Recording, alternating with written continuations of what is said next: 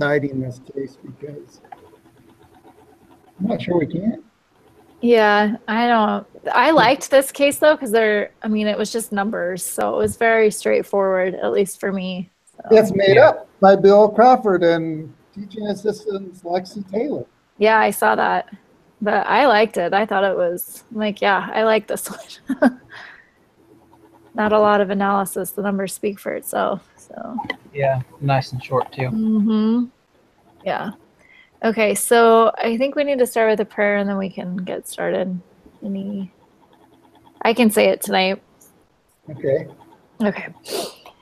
Father in heaven, we're so grateful for this opportunity we have to meet as a team and to discuss this home plate case discussion. We're grateful for the insights that we'll receive from one another and from the learning experience that we have. We're so grateful for the opportunity we have to attend BYU Idaho and for the lessons that we're learning. And we're so grateful for all that thou has given us. And we say these things in thy Son, Jesus Christ. Amen. Amen. So how did you guys do with the ponder and prove assignment? I did good. I got 20 out of 20. Or I got 100% on it, whatever. Yeah, 50? The what? 50 out of 50 on the ponder and prove? Yeah. Oh, I did it the wrong way, I guess. You did what? I did it the wrong way. I did it more like a case analysis. We didn't do I read that paper, how to do the note, and I just followed the directions from there, or like just followed the outline that it suggested. Oh. I didn't really see the outline. I had it, and I thought I read through it, but I didn't really see the outline. I'm going to have to. I just followed and then I just answered his questions on the ponder and prove. That's what I did. I just went through and answered all the questions, but I didn't make how did you put it? I didn't make a definitive statement or whatever. A what statement? Let's see what he said. Let's see how he put that. Oh shoot! Harley, get down! Oh my gosh, my dog. Harley, anyway. What did he say I missed?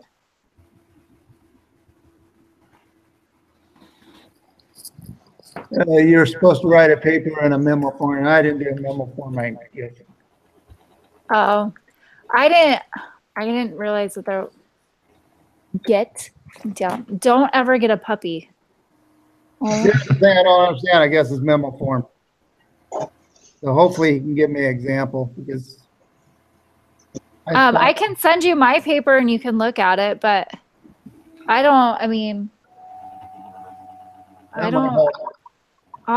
email it to you. Because this one kind of crushed my spirits. Like, are you kidding me? I got a B? Oh, that's still not bad. That's good. I hate B's.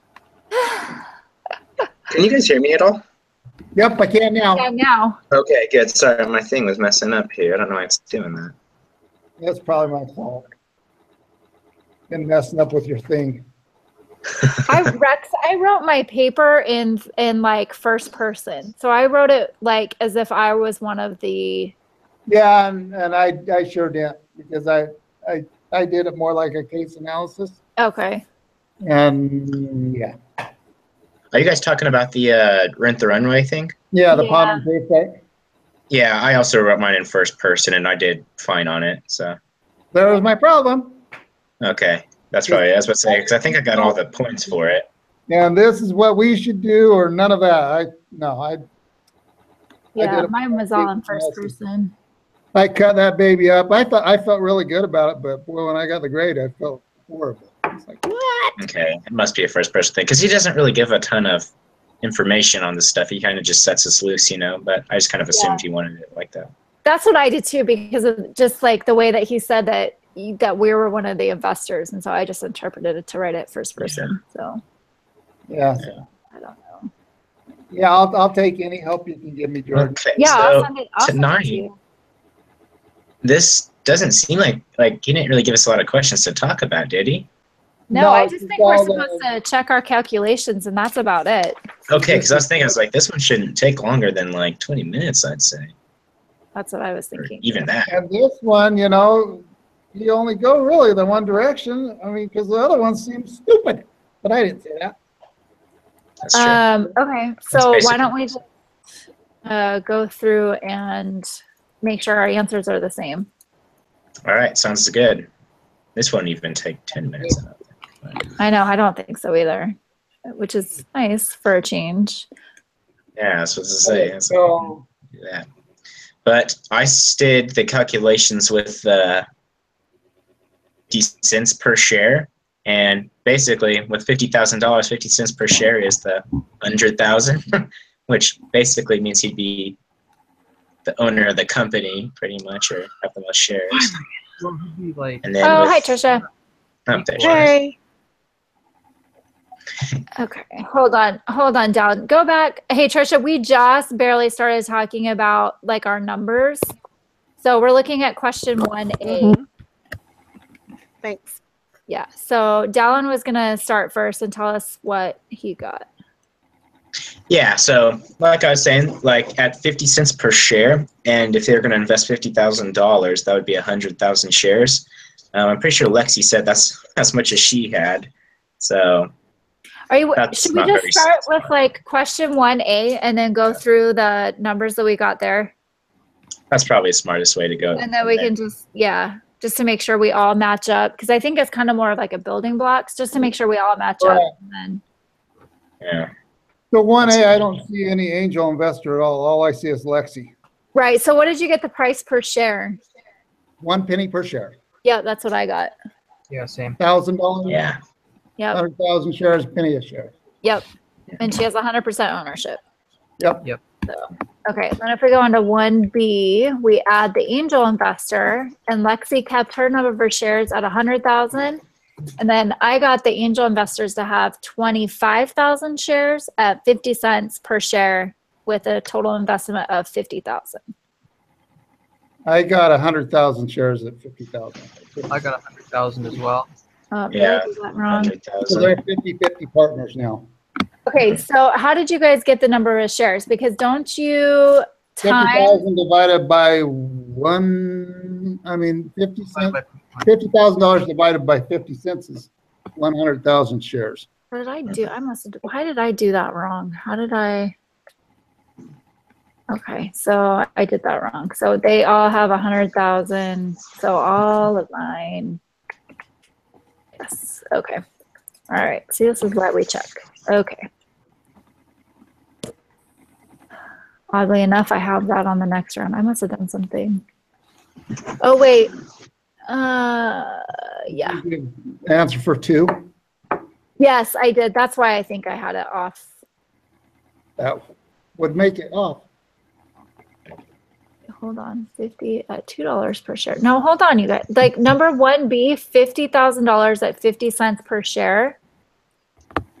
Correct. This times. That's only 25,000. Because if you do 50,000 times 50 cents, No, you got to divide it by 50 cents. why do you have to divide it? Is it No, because no, where you're going money wise, that's what it would be, is the 25,000, but like shares wise.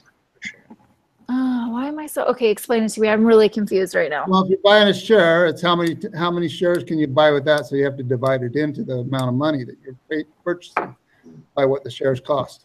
To find out how many shares you can buy, right? 50 cents. Yeah, I think she's talking about like money wise, like if you had $50,000, 50,000, she's paying 50 cents a share, so you divide it, the 50,000 by the 50 cents to see how many shares you can get. It'd be 100,000 shares. I don't know. Okay. So you divide the price per share times or divided by the investment. You divide the investment by the price per share. Yeah, so if each share is 50 cents, then it's just like you're basically doubling the 50,000. it's like, how many times can 50 cents go into 50,000?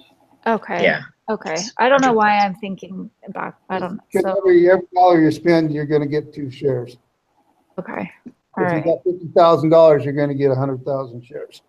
Okay. So then for number 2, then when they $2 a share, what did you get for that? 25,000. That was 25,000 on that. Okay. 25, Lexi would have 100,000 shares still. Angel investor would have 25,000 shares. Lexi would own 80%, the angel investor 20%. I got the same thing. I'm still confused at how you figure out what share of the equity they have. It's just the percentage of the total. You take your total of shares and you divide that into the shares they have. So if you divide 25,000 shares by 125,000, you'll get 20%. If you have 100,000 divided by 125,000, you're going to get 80%. So how are we getting just the total number of shares? Just the amount that they're... Well, Lexi said that she deserved 100,000. Honestly, this whole lesson was Greek to me. I am so lost. I got a color coordinated spreadsheet. It's pretty fancy. Ooh, you should share. I would. I guess I could send to Jody. She could probably share it.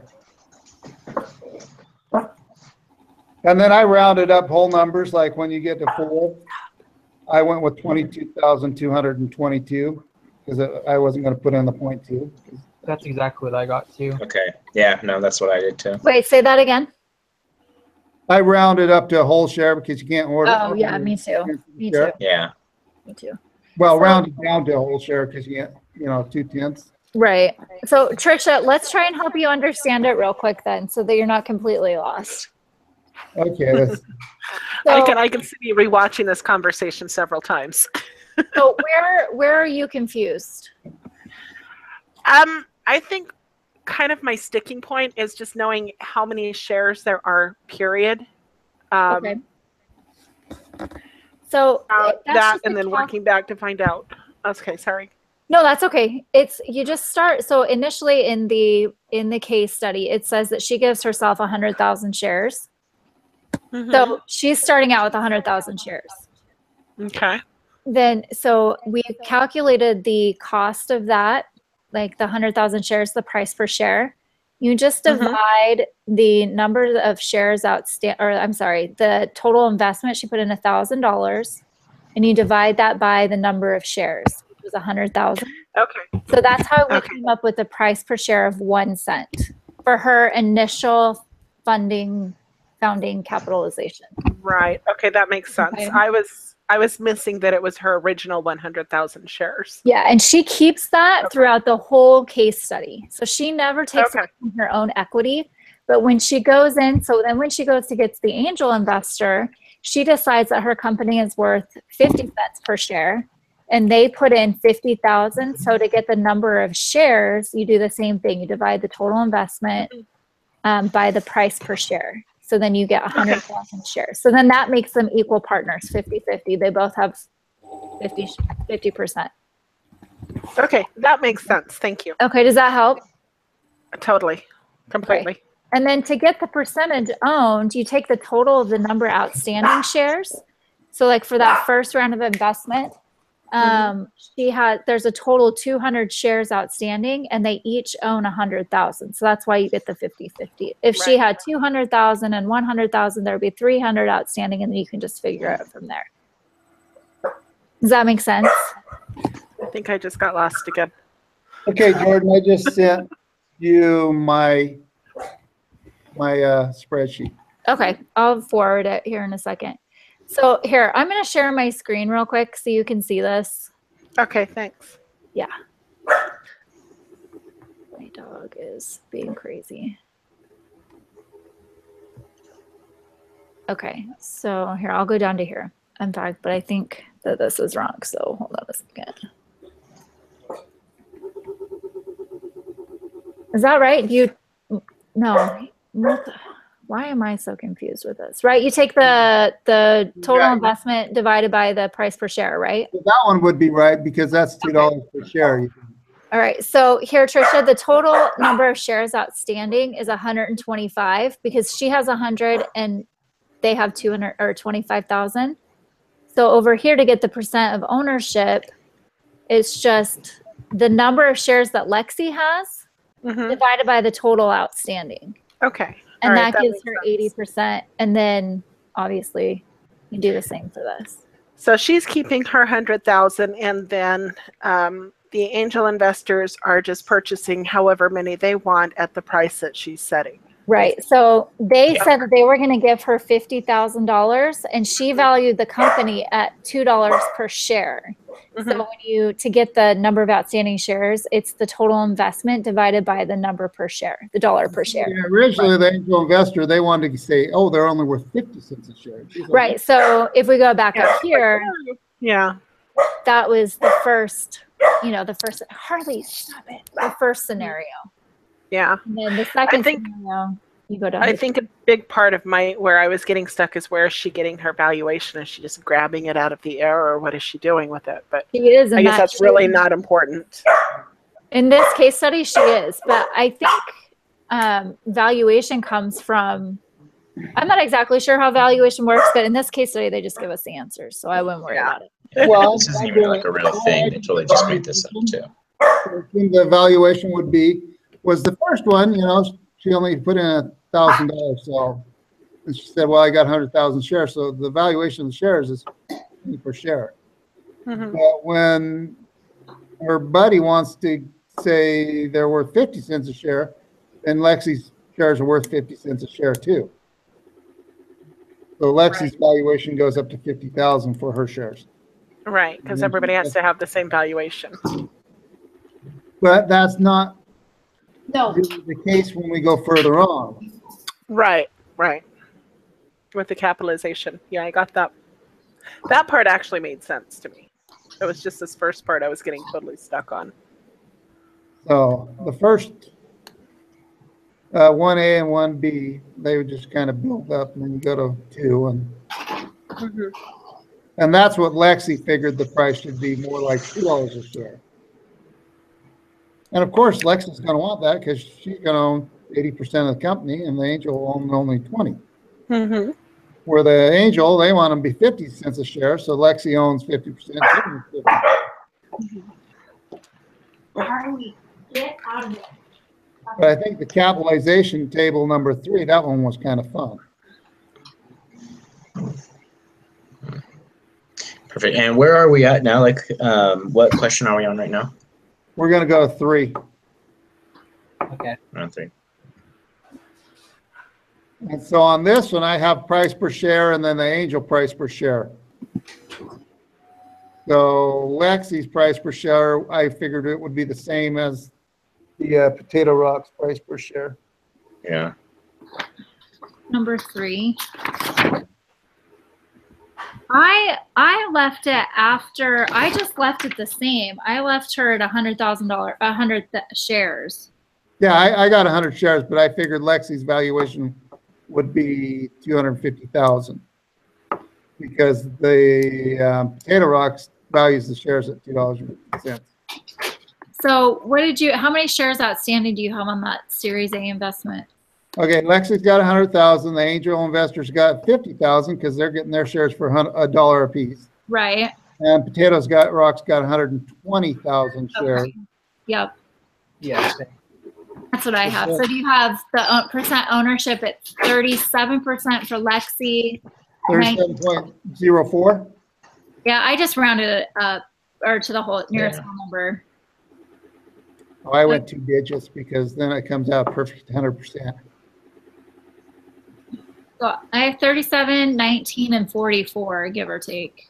I got 37.04, 18.52, 44.44. Yeah. Okay. Yeah. That's what everybody else has? 0.00.